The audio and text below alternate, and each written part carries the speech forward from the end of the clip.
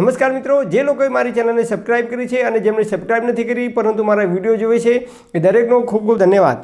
આજનો ટોપિક છે મિત્રો, આપણું વજન કેટલું હોવું જોઈએ અને આપણે કેટલો ખોરાક ખાવો જોઈએ। મતલબ કે કેટલી ઉંમર પછી કેટલો ખોરાક ખાવો જોઈએ અને કેટલું વજન હોવું જોઈએ એ આજે આપણા વિડીયોની અંદર ચર્ચા કરીએ, જેના કારણે આપણે અનેક ભૂલો કરીએ છીએ અને એના કારણે આપણા શરીરમાં અનેક પ્રકારની બીમારીઓ થાય છે, અનેક પ્રકારના રોગ થાય છે। તો આજે આપણે આ વિડીયોની અંદર ચર્ચા કરીએ કે કોણે કેટલો ખોરાક લેવો જોઈએ અને કોનું કેટલું વજન હોવું જોઈએ। તો આપણી જેટલી હાઇટ હોય એટલું આપણું વજન હોવું જોઈએ।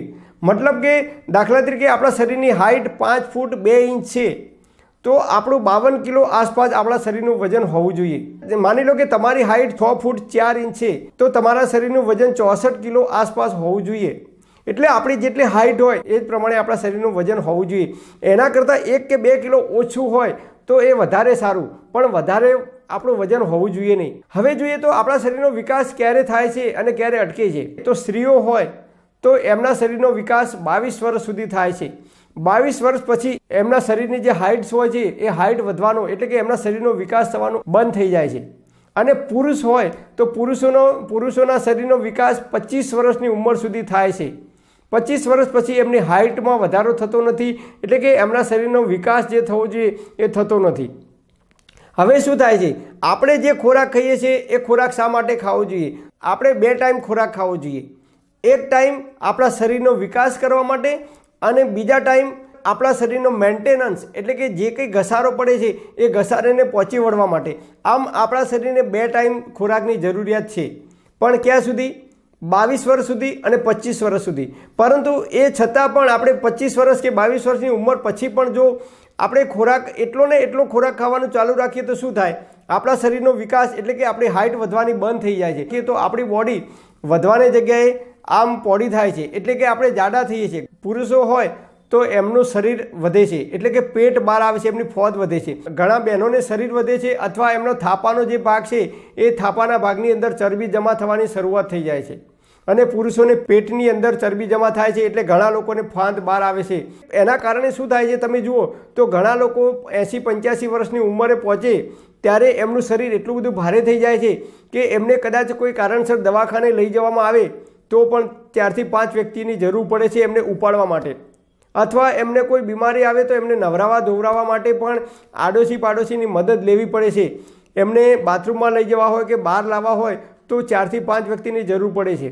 એટલે આયુર્વેદ કહે છે કે તમારી ઉંમર 22 અને 25 વર્ષ પછી આપણે ખોરાકમાં ધીમે ધીમે પરિવર્તન કરવું જોઈએ અને જે યુવાનીની અંદર આપણે જે ખોરાક લેતા હોય એ ખોરાક ધીમે ધીમે ઓછો કરવો જોઈએ, કારણ કે પછી આપણી બોડીનો વિકાસ, શરીરનો વિકાસ અટકી જાય છે, બંધ થઈ જાય છે।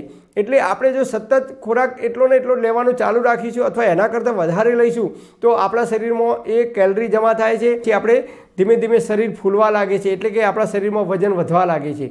બેઠાડું જીવન જીવવાનું હોય તો 22 અને 25 વર્ષ પછી ખોરાકમાં પરિવર્તન કરવું ખૂબ જરૂરી છે। પણ હા, તમે જો ખેતરની અંદર મજૂરી કરતા હોય કે પાવડોની ટોકર લઈને ખૂબ મહેનત કરતા હોય, મજૂરીવાળું કામ હોય, પરસેવાવાળું કામ હોય, તડકામાં કામ કરવાનું હોય, તમારા શરીરમાં તમે જે ખોરાક લો છો એના કરતાં વધારે કેલરી વપરાતી હોય તો તમે એટલો ને એટલો ખોરાક લઈ શકો છો અથવા એના કરતાં વધારે ખોરાકની તમારે જરૂર છે।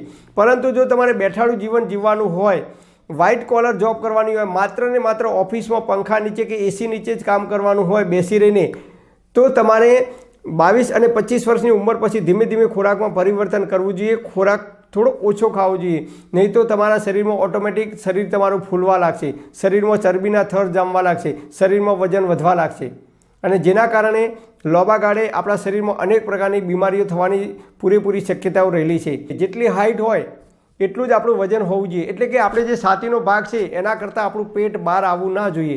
આ ખાસ ધ્યાન રાખવાનું। તો સમજી લો કે તમે તંદુરસ્ત અને નિરોગી રહી શકશો જો તમારી છાતી કરતાં તમારું પેટ વધારે બહાર આવે છે અથવા તો તમારા શરીરમાં વજન વધે છે તો સમજી લો કે લાંબા ગાળે તમને કોઈક ને કંઈક તકલીફ થવાની શક્યતાઓ પૂરેપૂરી રહેલી છે।